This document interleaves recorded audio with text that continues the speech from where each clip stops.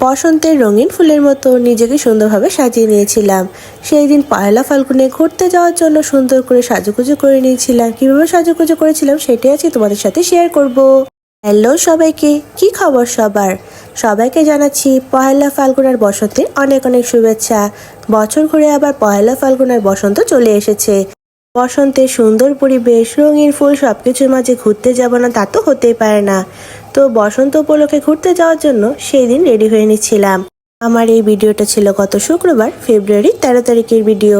সেই দিন ছিল পয়লা ফাল্গুন। আর পয়লা ফাল্গুন মানেই তো সুন্দরভাবে নিজেকে রঙিনভাবে সাজিয়ে তোলা। এই শাড়িটা আমার হাজব্যান্ড এবার আমাকে ভ্যালেন্টাইন ডে মানে ভালোবাসা দিবস উপলক্ষে কিনে দিয়েছিল। শাড়িটা অবশ্য আমি নিজেই সিলেক্ট করেছিলাম। শাড়িটা আমার কাছে খুবই ভালো লেগেছিল। বসন্ত মানে যে হলুদ পরতে হবে তা কিন্তু কোনো কথা নেই। এই শাড়িটা ছিল বাটিক সিল্কের শাড়ি। শাড়িটা সুন্দর করে পরে নিয়ে এরপর মেকআপ করতে বসে পড়েছিলাম।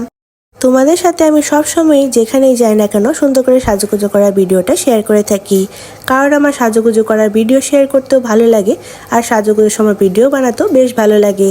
যাই হোক, মেকআপের কথায় চলে আসা যাক। মেকআপ করার জন্য সবার প্রথমে তো ময়শ্চারাইজার, প্রাইমার এগুলো ইউজ করে নেওয়ার পর ফাউন্ডেশন ইউজ করে নিয়েছিলাম। এরপর ফেস পাউডার, তার সাথে চোখের উপরে অল্প পরিমাণ আইশ্যাডো দিয়ে নিয়েছিলাম। তোমরা হয়তো দেখেছো আমি সবসময় হালকা মেকওভার করে থাকি, আর সেদিনও কিন্তু মেকওভারটা আমি একদম হালকা রেখেছিলাম। চোখের উপরে হালকা আইশ্যাডো ইউজ করে নেওয়ার পর এরপর আইলাইনার দিয়ে চোখটা সুন্দর করে টানা টানা করে এঁকে নিয়েছিলাম। তার সাথে মাস্কারা ইউজ করেছিলাম। আর শাড়িটা যেহেতু একটু হালকা কালারের ছিল তাই একটু ডিপ কালারের লিপস্টিক ইউজ করেছিলাম। আমার মেকআপ কিন্তু একদম কমপ্লিট। আর শাড়ি পরবো, কপালে টিপ পরবো না তা তো হতে পারে না। আমার তো এমনি শাড়ি ছাড়া সব কিছুর সাথে টিপ পরতে বেশ ভালো লাগে। এই শাড়িটার সাথে কিন্তু পরার জন্য এই গয়নাটাও নিয়েছিলাম। শাড়িটার মতো এই গয়নাটাও কিন্তু একদম নতুন ছিল। এটা গোল্ডেন কালারের এন্টিকের গয়না ছিল। এমন গয়না পরতে আমার বেশ ভালো লাগে।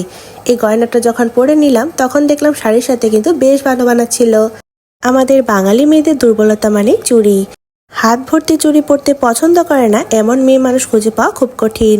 সেই দিন হাতে আমি চুড়ির বক্স থেকে সিলেক্ট করে 3 কালারের চুড়ি ম্যাচিং করে পরে নিয়েছিলাম। 3 কালারের চুড়িটা হাতে পরে নেওয়ার পর হাতটা একদম ভরা ভরা লাগছিল। তার সাথে হাতে অ্যান্টিকের গয়নার সাথে ম্যাচিং করে একটা আংটি পরে নিয়েছিলাম। চুলগুলোও ছাড়া রাখবো বলে ভালোভাবে আঁচড়িয়ে নিয়েছিলাম। আর আমার মেকআপ কিন্তু একদম কমপ্লিট।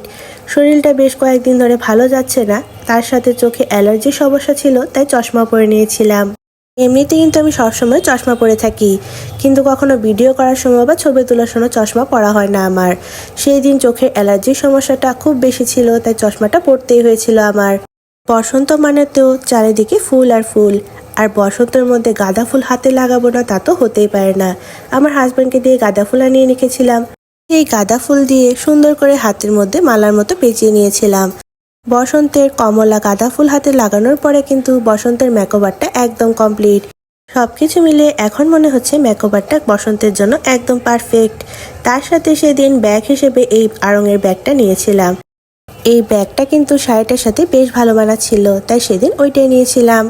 তার সাথে সাথে আমার সেদিনের বসন্তের মেকওভার একদম কমপ্লিট। 2 হাত ভর্তি রঙিন চুড়ি, তার সাথে হাতে ফুলের মালা, সেই সাথে গয়না, কানের দুল, সুন্দর নতুন শাড়ি, সবকিছু মিলে আমাকে কেমন লাগছে অবশ্যই কিন্তু সবাই কমেন্ট করে জানাবা।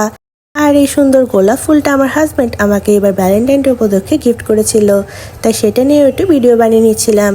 আমাকে কেমন লাগছে সেটা কিন্তু অবশ্যই কমেন্ট করে জানাবা। তার সাথে আমার পরবর্তী ব্লগে তোমাদের সাথে শেয়ার করব বসন্ত উপলক্ষে কোথায় ঘুরতে গিয়েছিলাম। আজকে এই পর্যন্তই, তোমাদের সাথে নেক্সটে আবার দেখা হচ্ছে। Thanks for watching, by.